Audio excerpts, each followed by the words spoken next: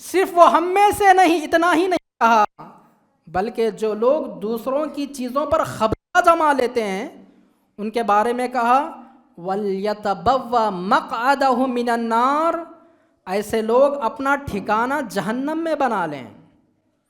قبضہ کرنے والے لوگ، فراڈ کر کے، دھوکہ دے کے لوگوں کی چیزوں پر اپنا دعویٰ کرنے والے لوگ جہنم میں اپنا ٹھکانہ بنا لیں۔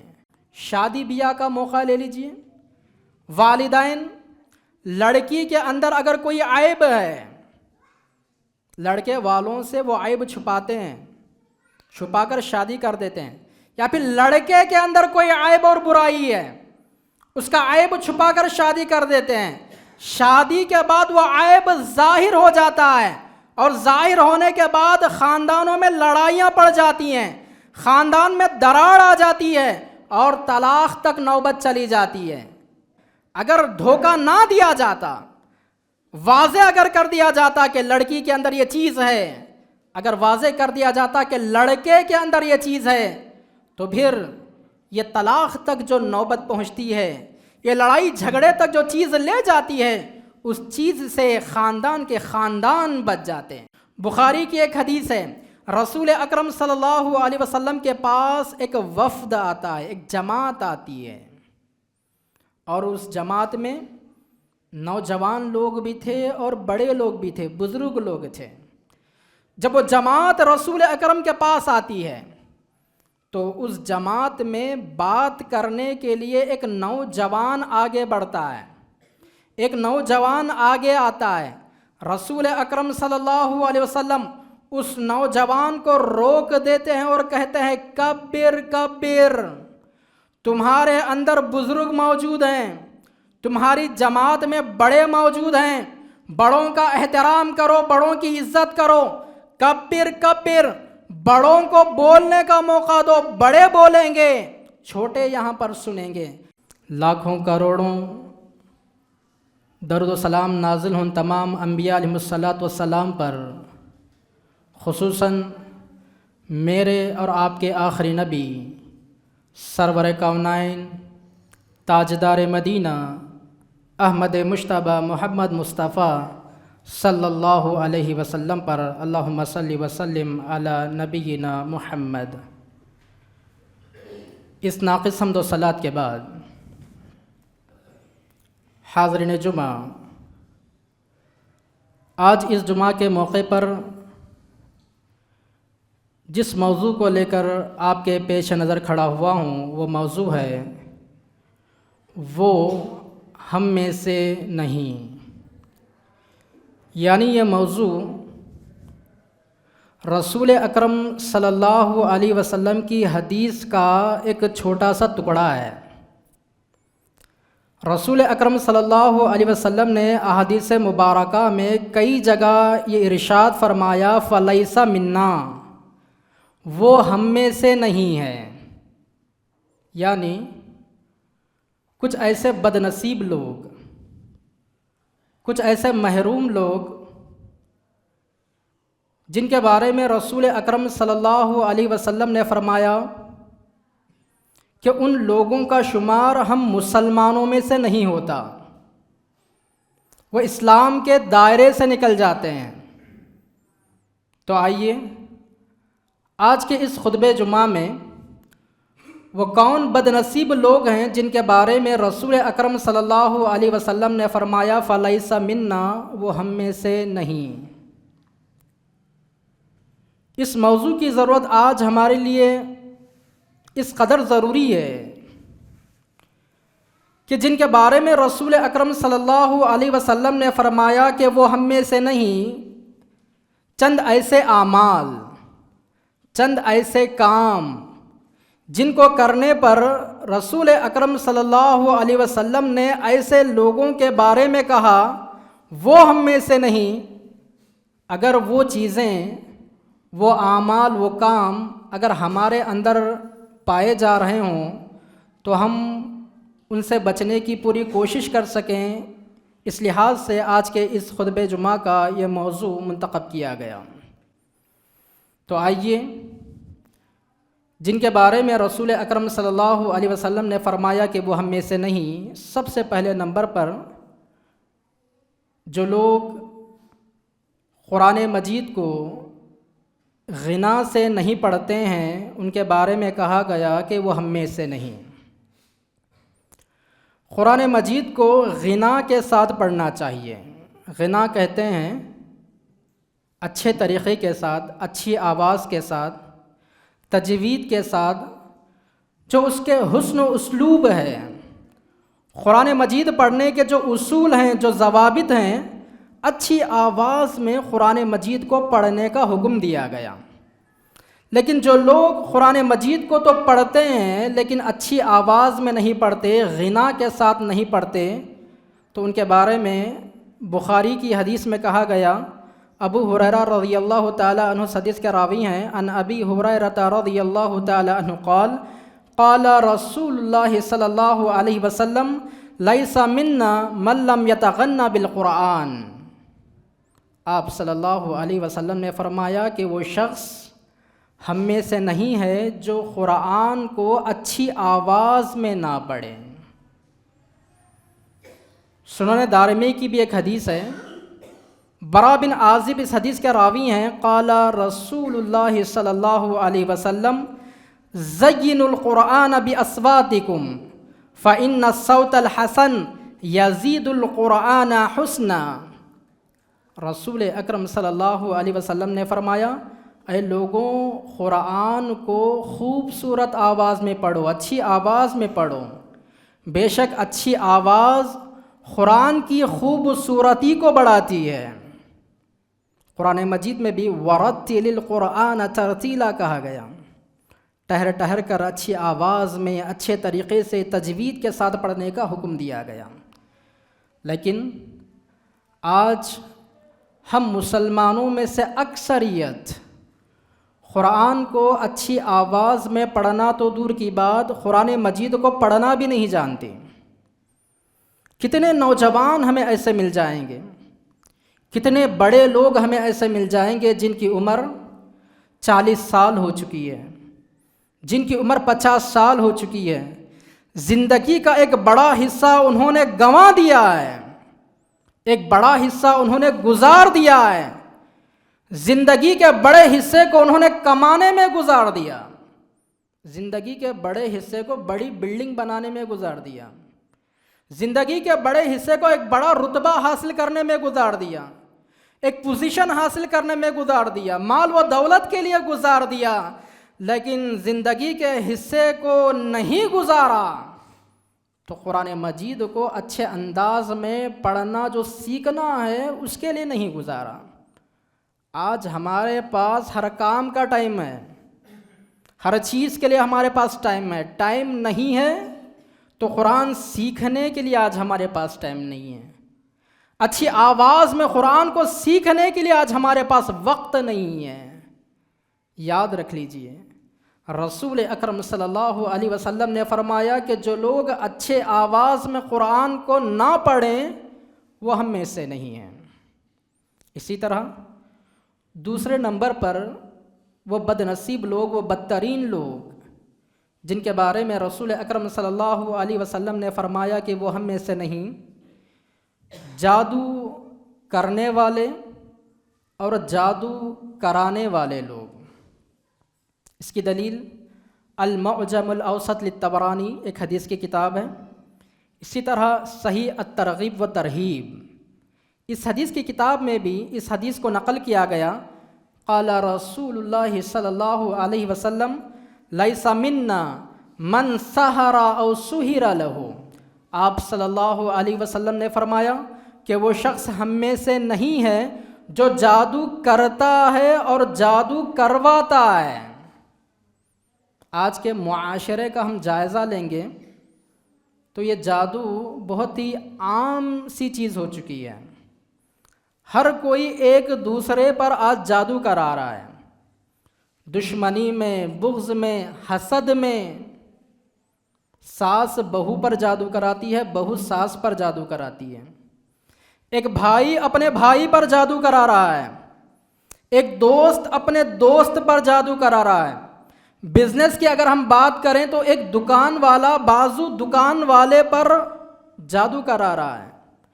پارٹنرشپ میں بھی آپ دیکھ لیجئے حسد کی بنا پر ایک پارٹنر دوسرے پارٹنر پر جادو کراتا ہے، جبکہ جادو اتنا سنگین جرم ہے. قرآن مجید میں جادو کے بارے میں کہا گیا کہ جو لوگ جادو کرتے ہیں کراتے ہیں، جو لوگ جادو سیکھتے ہیں، آخرت میں ایسے لوگوں کا کوئی حصہ نہیں ہے. آخرت میں اللہ تعالیٰ اپنی نعمتوں سے ایسے لوگوں کو محروم کر دے گا. اور جادو اتنا سنگین جرم ہے، اتنا بڑا گناہ ہے. ترمذی کی حدیث میں ابو ہریرہ رضی اللہ تعالیٰ عنہ فرماتے ہیں رسول اکرم صلی اللہ علیہ وسلم نے فرمایا اجتنبوا السبع الموبقات، ایسے 7 گناہ جو انسان کو ہلاک و برباد کر دیتے ہیں. قالوا یا رسول اللہ وما ہن، صحابہ نے پوچھا اللہ کے رسول وہ کون سے گناہ ہیں، وہ کون سے 7 گناہ ہیں جو انسان کو ہلاک و برباد کر دیتے ہیں؟ آپ صلی اللہ علیہ وسلم نے پہلے نمبر پر کہا الشرک باللہ، اللہ کے ساتھ شرک کرنا، یہ انسان کو تباہ و برباد کر دیتا ہے. دوسرے نمبر پر آپ صلی اللہ علیہ وسلم نے فرمایا والسحر، جادو انسان کو ہلاک و برباد کر دیتا ہے. اجتنبوا، تم جادو سے بچو. عربک گرامر کے حساب سے اجتنبوا یہ لفظ اس وقت استعمال کیا جاتا ہے، مثال کے طور پر ہم کسی کو کہتے ہیں کہ تم اس جگہ بھی نہ پھٹکو، تم اس کے قریب نہ جاؤ. وہ کام کرنا تو دور کی بات، تم اس کے قریب بھی نہ جاؤ، تو وہاں پر اجتنبوا کا لفظ استعمال ہوتا ہے. تو مطلب یہ ہوا کہ جادو اتنا بڑا گناہ ہے، اتنی ہلاکت والی چیز ہے کہ رسول اکرم صلی اللہ علیہ وسلم نے اس کے پاس جانے سے بھی منع کیا ہے. اور جادوگر، جادو کرنے والے، جادو کرانے والے، ان کا کیا معاملہ ہوگا؟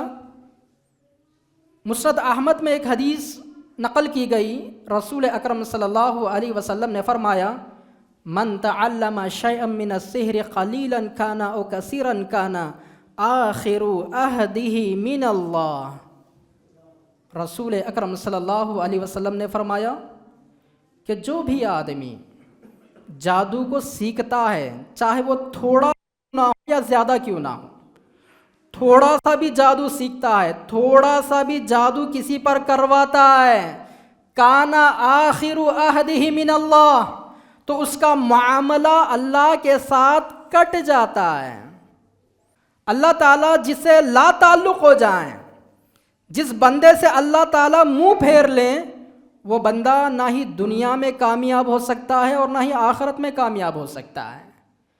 اتنا سنگین جرم ہونے کے باوجود لوگ آج حسد کی بنا پر، دشمنی کی بنا پر ایک دوسرے پر جادو کر رہے ہیں اور جادو کروا رہے ہیں.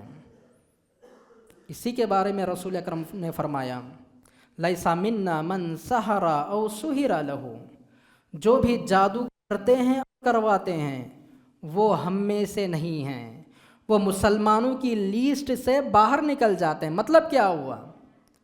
اب وہ جادو کرنے یا کرانے والا جتنی بھی نمازیں پڑھ لے اس کے لیے بیکار ہے، جتنے بھی روزے رکھ لے اس کے لیے بیکار ہے، جتنا بھی صدقہ و خیرات کر لے اس کے لیے بیکار ہے، کیونکہ مسلمانوں کی لیسٹ سے اس کا نام نکل چکا ہے جادو کرنے اور کروانے پر. اسی طرح وہ بدنصیب لوگ جن کے بارے میں رسول اکرم صلی اللہ علیہ وسلم نے فرمایا کہ وہ ہم میں سے نہیں، بدشگنی لینے والے. تیسرے نمبر پر بدشگنی لینے والے، بدفعلی لینے والے، یعنی کسی بھی چیز کو منحوس سمجھنا. یہ فلاں چیز منحوس ہے، یہ مہینہ منحوس ہے، یہ دن منحوس ہیں، یہ وقت منحوس ہے.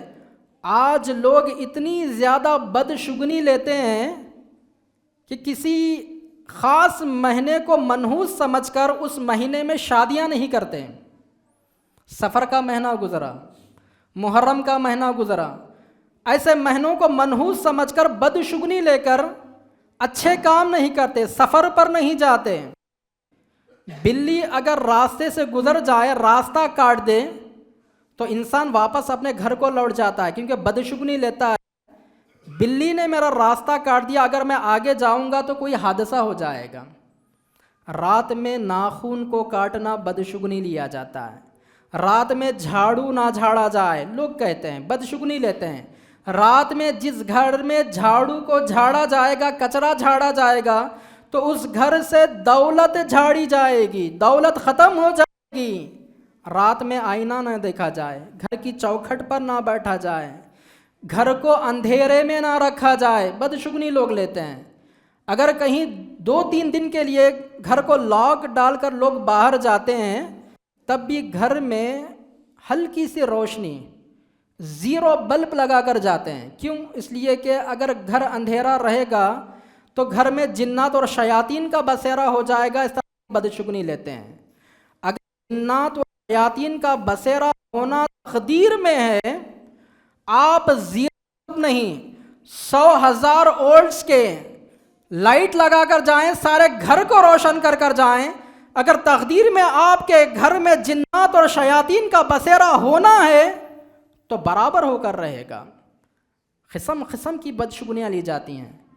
جب سورج کو گرہن لگتا ہے، سورج گرہن کے موقع پر پریگننٹ عورت کو گھر میں بٹھا دیا جاتا ہے، کمرے میں بٹھا دیا جاتا ہے، اور اس کو کوئی کام کاج کرنے نہیں دیا جاتا، کیونکہ بدشگنی لی جاتی ہے کہ سورج کو جب گرہن لگتا ہے، اگر پریگننٹ عورت کوئی کام کرے گی تو بچہ ناقص پیدا ہوگا، بچہ ادھورا پیدا ہوگا، بچہ بیمار پیدا ہوگا. گھر بناتے ہیں، گھر میں بھی بدشگنی، واسطوں کا خیال رکھ کر اچھے مسلمان گھروں کو بنانے میں واسطوں کا خیال رکھتے ہیں.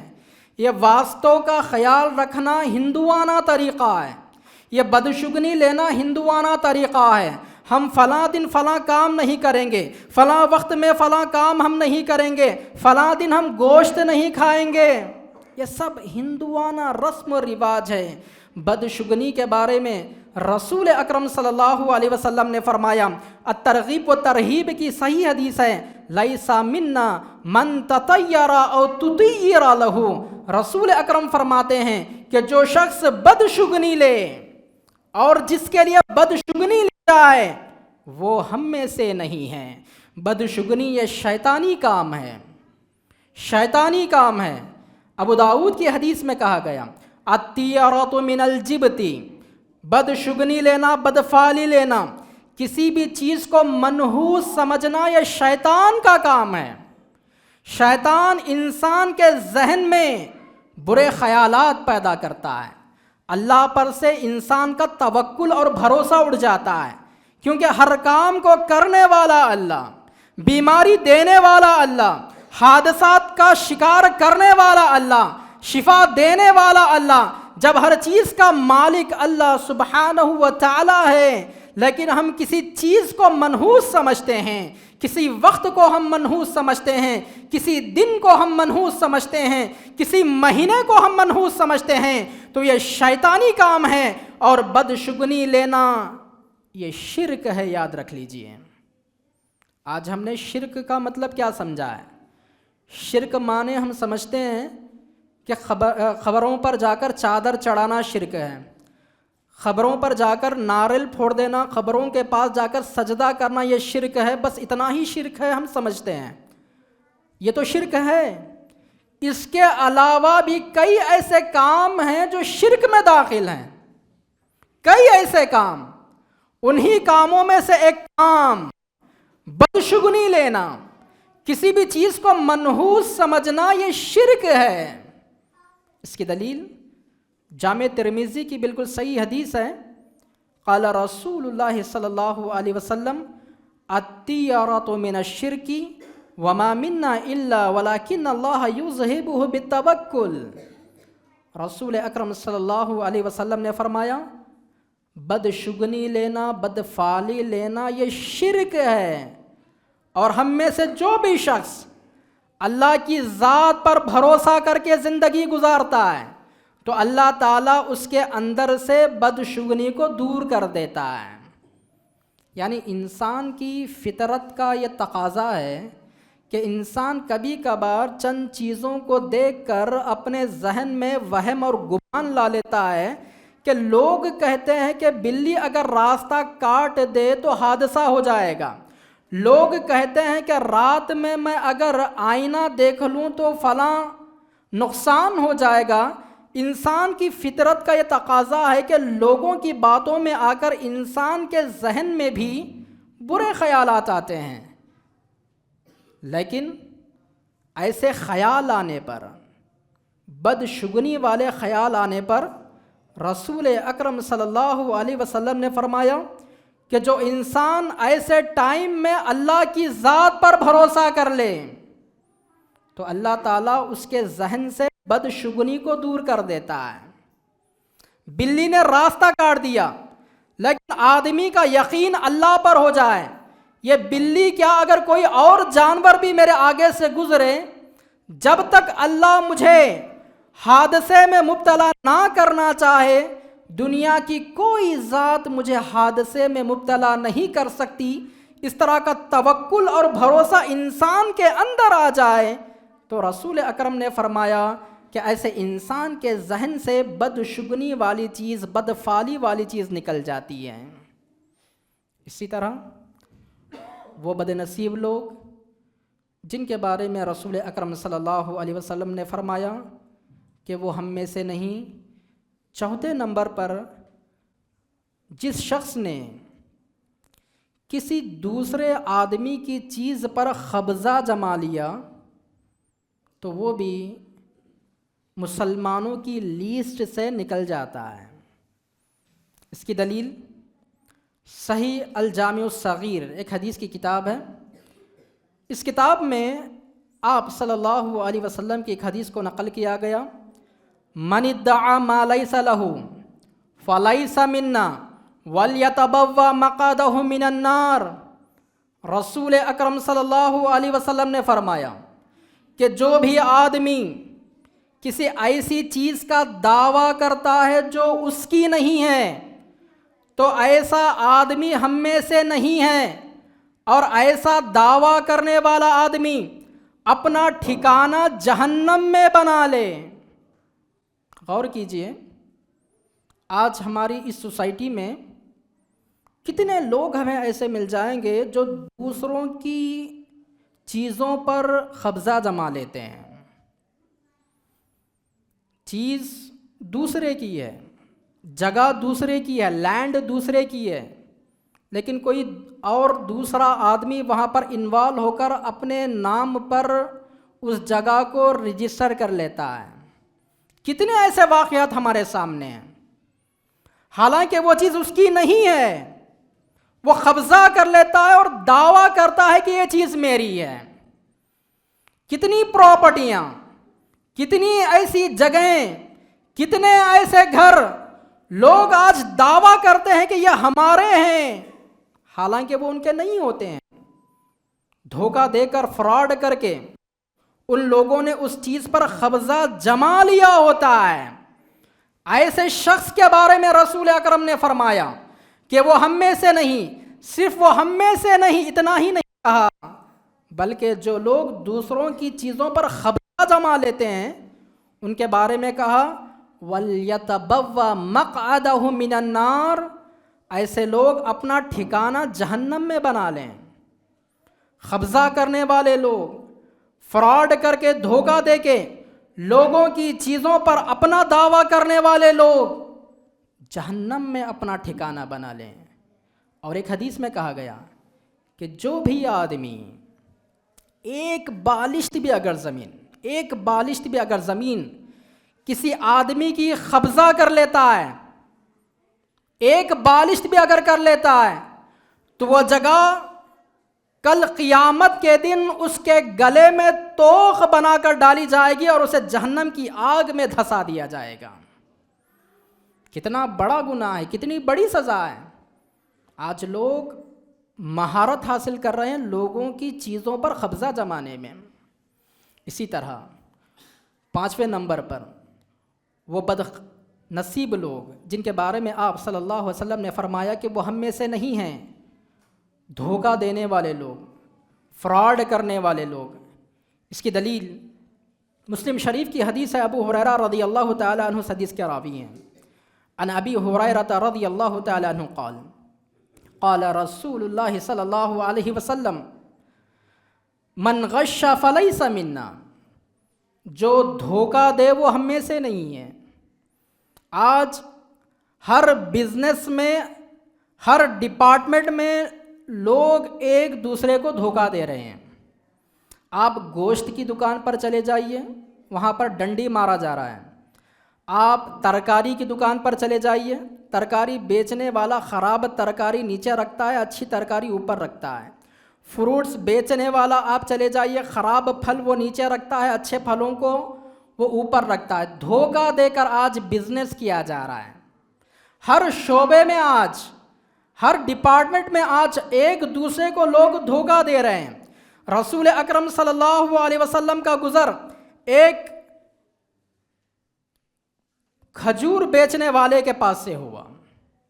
کھجور وہ بیچ رہا تھا، نیچے خراب کھجور تھیں، اوپر اچھی کھجوریں تھیں۔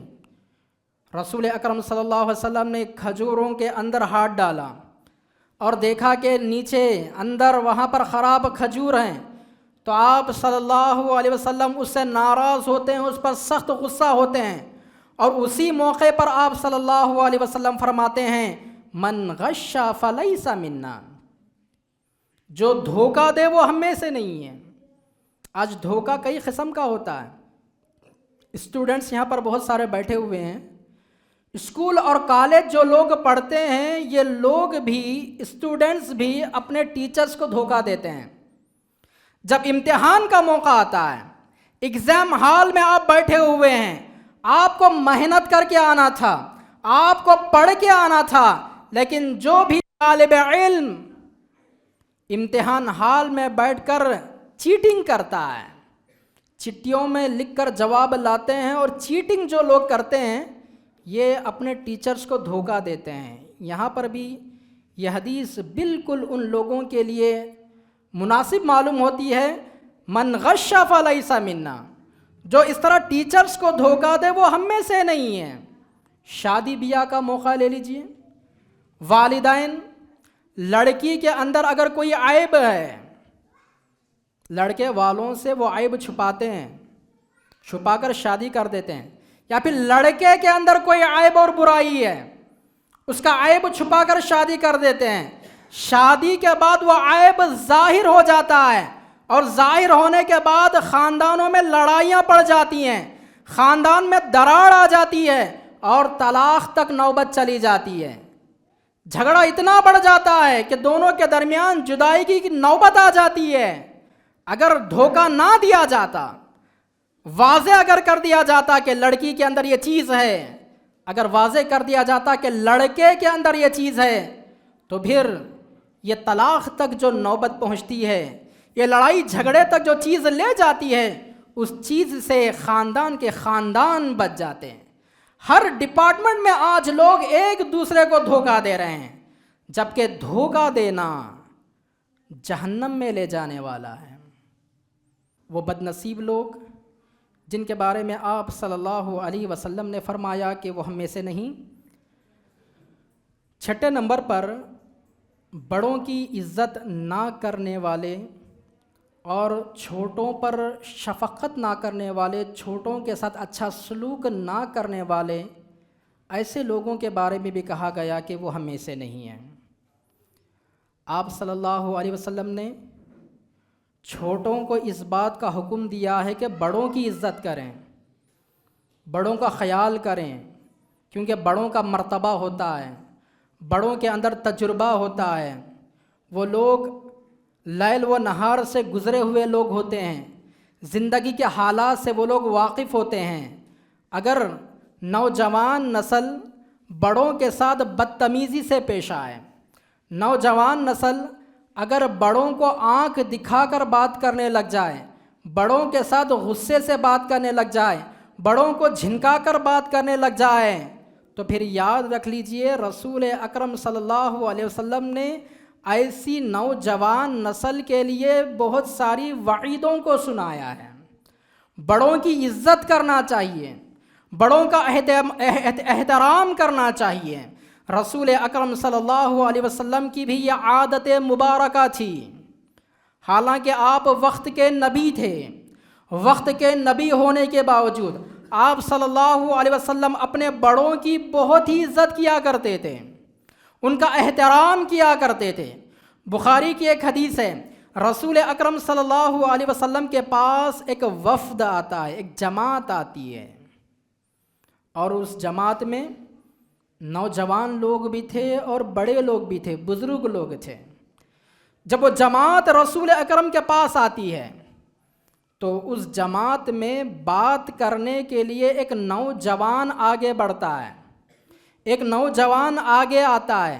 رسول اکرم صلی اللہ علیہ وسلم اس نوجوان کو روک دیتے ہیں اور کہتے ہیں کبر کبر، تمہارے اندر بزرگ موجود ہیں، تمہاری جماعت میں بڑے موجود ہیں، بڑوں کا احترام کرو، بڑوں کی عزت کرو۔ کبر کبر، بڑوں کو بولنے کا موقع دو، بڑے بولیں گے، چھوٹے یہاں پر سنیں گے۔ رسول اکرم صلی اللہ علیہ وسلم بڑوں کا جو احترام کرتے تھے، مسلم شریف کی حدیث ہے، عبداللہ بن عمر رضی اللہ تعالیٰ عنہ حدیث کے راوی ہیں، رسول اکرم صلی اللہ علیہ وسلم نے ایک مرتبہ خواب میں دیکھا، آپ سوئے ہوئے ہیں، خواب میں آپ نے دیکھا کہ آپ صلی اللہ علیہ وسلم مسواک کر رہے ہیں۔ اچانک دو آدمی آپ صلی اللہ علیہ وسلم کے پاس آتے ہیں، تو آپ صلی اللہ علیہ وسلم اپنا مسواک ان دونوں میں سے چھوٹے کو پہلے دیتے ہیں، چھوٹے کو دیتے ہیں، لیکن آپ صلی اللہ علیہ وسلم کو آواز آتی ہے، آپ صلی اللہ علیہ وسلم کو حکم دیا جاتا ہے کبر، اے رسول اکرم ان دونوں میں جو بڑا ہے اس کو دو۔ فدفعتہ الی الاکبر، تو میں نے مسواک چھوٹے کے پاس سے نکال کر بڑے کو دے دیا۔ تو اس حدیث سے بھی معلوم ہوتا ہے آپ صلی اللہ علیہ وسلم کو بڑوں کا خیال رکھنے کا حکم دیا گیا۔ خود آپ صلی اللہ علیہ وسلم بڑوں کا خیال رکھتے تھے، لیکن آج کی نوجوان نسل، اپنے گھروں کا ماحول دیکھ لیجئے، باپ ہے گھر میں بزرگ، باپ کے ساتھ آنکھ دکھا کر آج کی نوجوان نسل بات کرتی ہے، باپ کو جھنکا کر بات کرتی ہے، باپ کو گالی گلوچ کے ساتھ آج کی نوجوان نسل بات کرتی ہے۔ بڑوں اور بزرگوں سے برکت حاصل ہوتی ہے، یاد رکھ لیجئے، گھروں میں برکت آتی ہے تو بڑوں کی وجہ سے آتی ہے، بزرگوں کی وجہ سے آتی ہے۔ صحیح مستدرک حاکم کی حدیث ہے، رسول اکرم صلی اللہ علیہ وسلم نے فرمایا البرکۃ مع اکابرکم، برکت تمہارے بڑوں کی وجہ سے آتی ہے، تم اپنے بڑوں کا احترام کرو۔ بڑوں کی عزت کرنا اللہ کی عزت کرنے کے برابر ہے، بڑوں کی عزت کرنا اللہ سبحانہ وتعالی کی عزت کرنے کے برابر ہے۔ اس کی دلیل سنن ابی داؤد کی حدیث ہے، حسن درجے کی حدیث ہے، بالکل اس حدیث پر عمل کیا جا سکتا ہے۔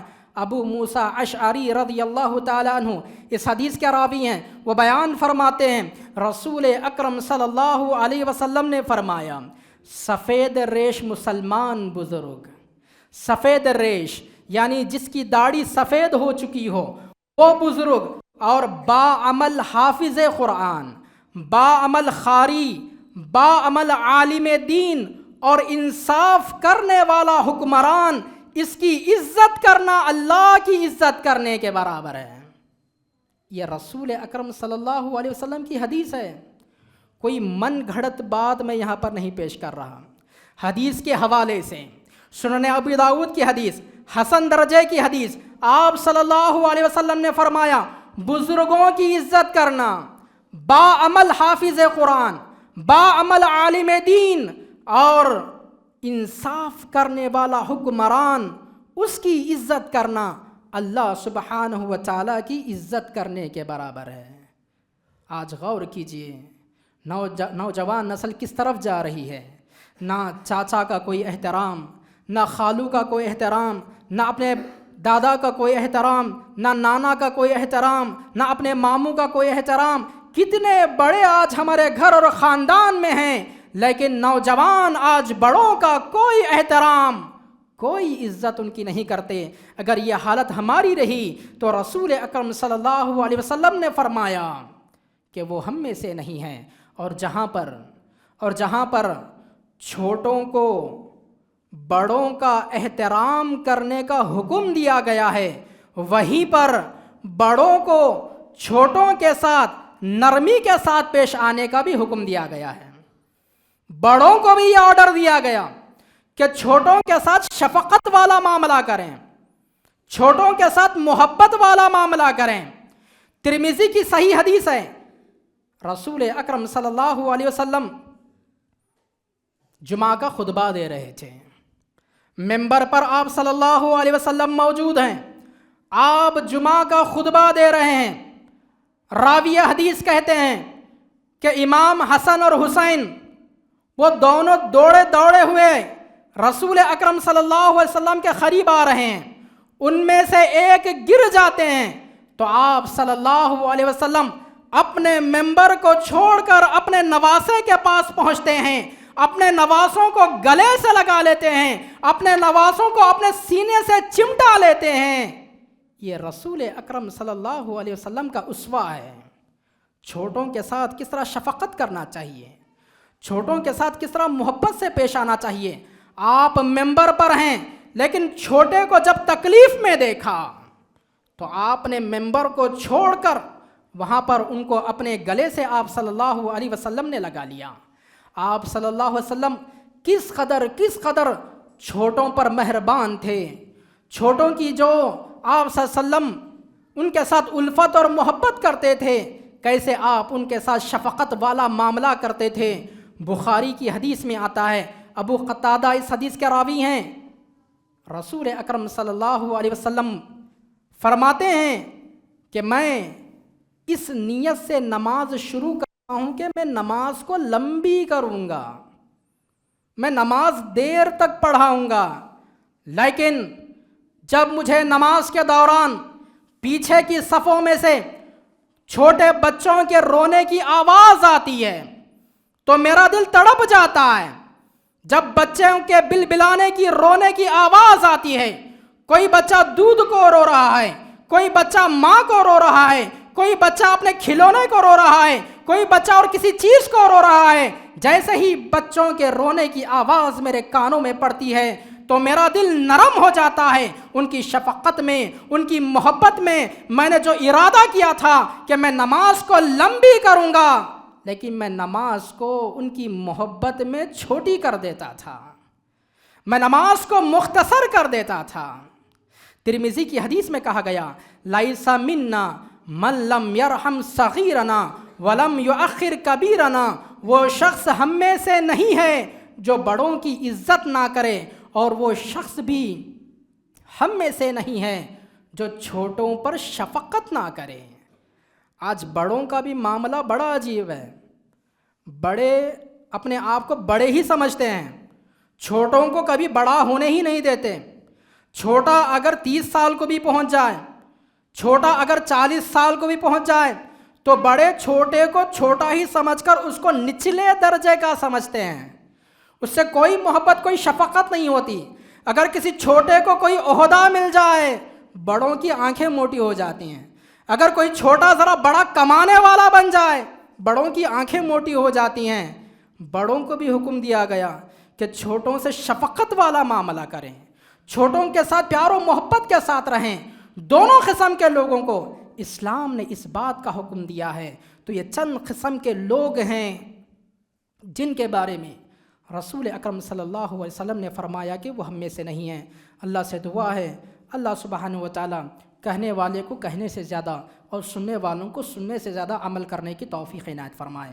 اللہ تعالیٰ جن لوگوں کے بارے میں رسول اکرم صلی اللہ علیہ وسلم نے فرمایا کہ وہ ہم میں سے نہیں ہیں، اللہ تعالیٰ ان میں ہمارا شمار نہ کرے۔ اللہ سے دعا ہے کہ اللہ تعالیٰ ہمیں ہر شرک سے بچائے، ہر بدعت سے بچائے، ہر گمراہی سے بچائے، جہنم کی آگ سے بچائے، خبر کے کیڑے مکوڑوں سے ہماری حفاظت فرمائیں، جنت الفردوس میں اعلیٰ مقام عطا فرمائیں۔ دنیا کے جس کونے میں جہاں بھی مسلمان پریشان حال ہیں اللہ تعالیٰ ان کی پریشانیوں کو دور فرمائیں۔